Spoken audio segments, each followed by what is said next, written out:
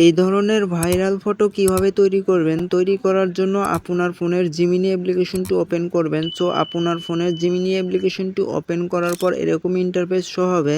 এরপর আপনার ফোনে থাকা যে কোনো একটি জিমেল দিয়ে সাইন আপ করে নেবেন। সাইন আপ করে নেওয়ার পর এইখানে যে দেখতে পাচ্ছেন ক্রিয়েট এ ইমেজ, এই ক্রিয়েট এ ইমেজের উপর ক্লিক করে দিবেন। এইখান থেকে এই প্লাস আইকনটা যে দেখতে পাচ্ছেন, এই প্লাস আইকনের উপর ক্লিক করে আপনার গ্যালারি থেকে যে কোনো একটি ফটো সিলেক্ট করে নেবেন।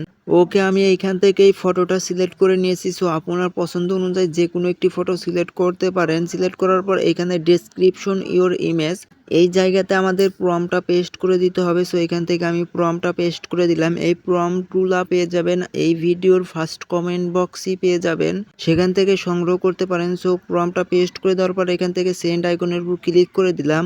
ওকে, এইবার যদি আমরা নিচের দিকে একটু স্ক্রল করি তাহলে এখানে দেখতে পারবেন আমাদেরকে কিন্তু এই প্রফেশনাল ভাইরাল ফটোটি তৈরি করে দিয়েছে।